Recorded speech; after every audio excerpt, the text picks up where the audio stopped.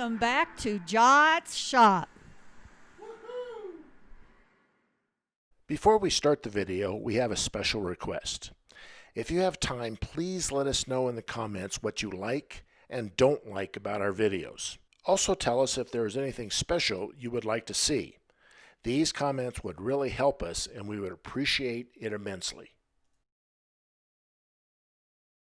The original owner of the truck was my granddaddy. He was a Texas farmer, rancher, great cook, especially for breakfast, and we loved him very much. We named the truck Stanley in his honor. This video will show us continuing the restoration of our 1960 F100 with 223 inline 6. We'll remove the two clutch cylinders and also the brake cylinder. Then we'll remove the gas tank and the cab ceiling. Finally, we'll remove the instrument cluster and also look at the old wiring. To remove the clutch master cylinder, we took off the hydraulic line that goes to the slave cylinder.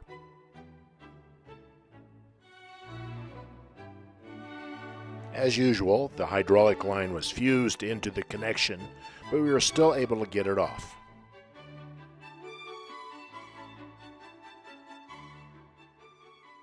We carefully removed the 4 bolts holding the cylinder to the firewall, trying not to snap any of them.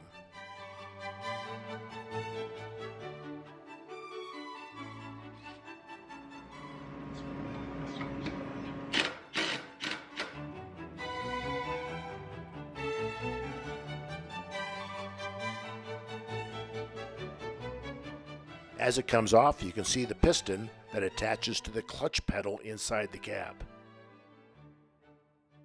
When taking things off, we always try to put the bolts back in the associated locations.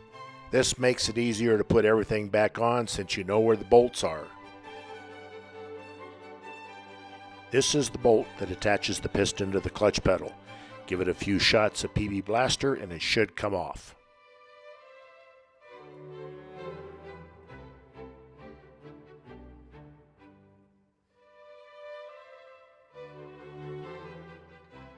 A wire wheel cleaned up the piston and it should be ready to be reused if necessary.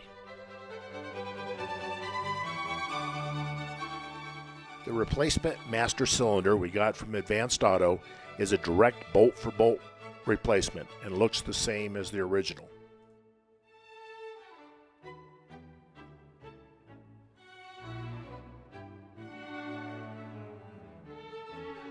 The clutch slave cylinder is held by 2 bolts.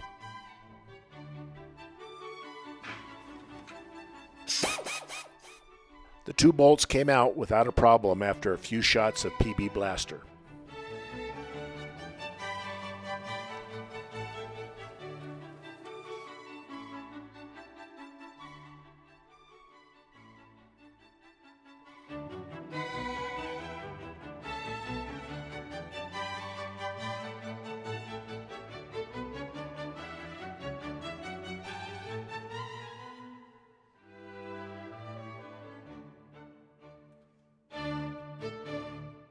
This is the push rod that attaches to the clutch release lever.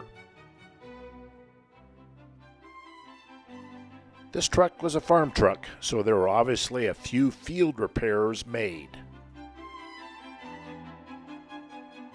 Once we got the push rod detached from the clutch release lever, we were able to clean it up on the wire wheel and it should be good enough to reuse if necessary. The master brake cylinder is just to the left of the clutch master cylinder. The stoplight switch is attached to the master cylinder.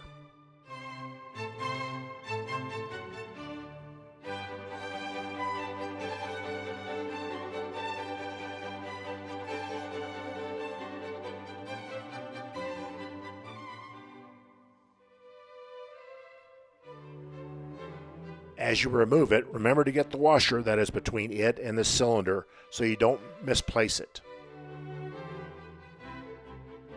As with the clutch master cylinder, carefully loosen the bolts and then remove the cylinder.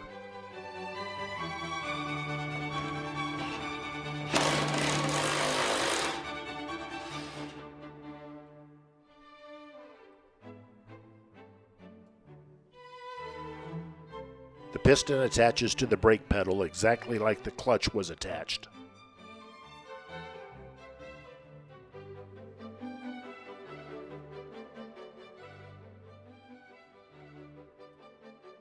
Again, the wire wheel cleans the piston up just fine.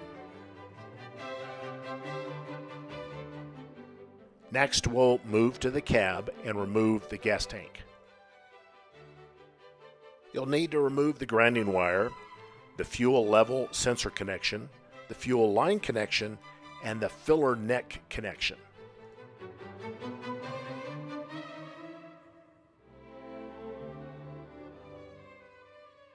Two straps hold the fuel tank down. The top two bolts came off pretty easy. The bottom two bolts were very rusty. The left one came out okay.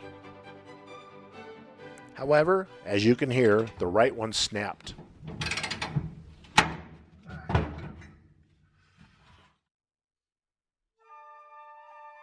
This isn't actually a big deal since we plan on moving the fuel tank for safety.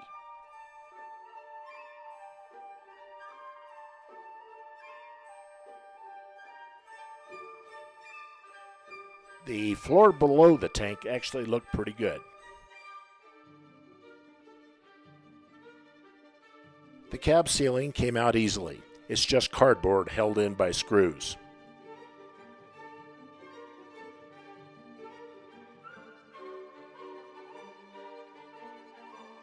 Be careful as you take down the ceilings because there will probably be plenty of critter stuff up there.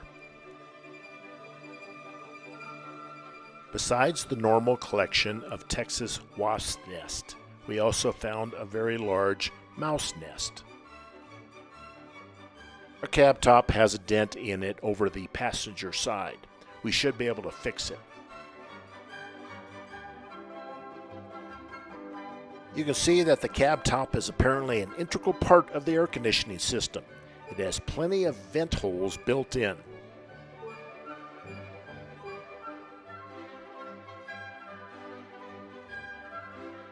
Next, we'll move to the instrument cluster. There is not much to this task. The factory believed in using plenty of screws and mixed between Phillips head and flatheads.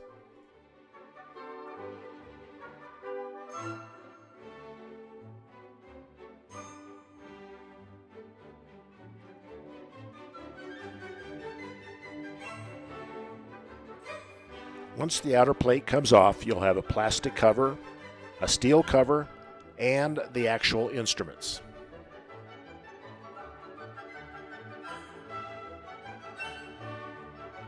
Notice the warning lights, a very sophisticated combination of cardboard and plastic.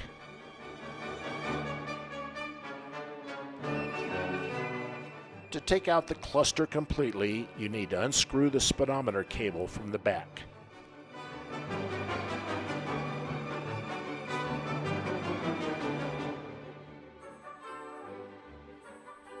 One of our subscribers asked what the defroster vent connections were made out of. They couldn't believe that the factory would put in cardboard vents. However, we found that they are indeed cardboard. Finally, we removed the Motorola transistor AM radio. The boss wants us to put that back in once we check it out. Our last task was to evaluate the wiring. As we disconnected items, we found that the wiring wasn't in great shape.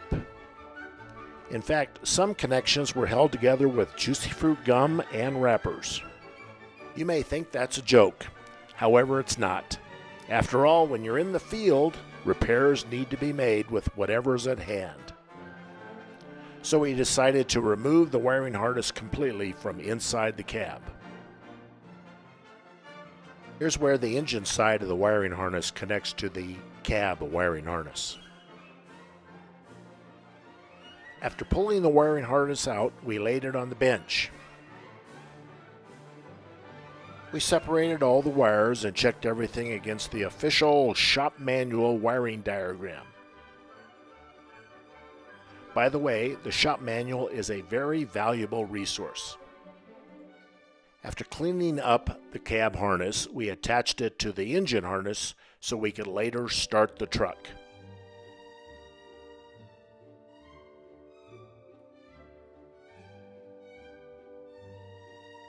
We have lots of work ahead. We plan on removing the truck bed first. This will make it easier to inspect the frame, replace the leaf springs, and install new brake lines and brakes. Hopefully, after installing new clutch hydraulics, we'll be able to drive Stanley out of the shop.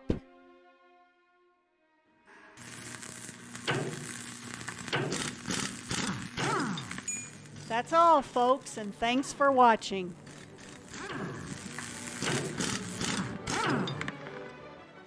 There's more videos to come on the truck. Leave a comment if you want, and remember, it's free to subscribe. Bye-bye.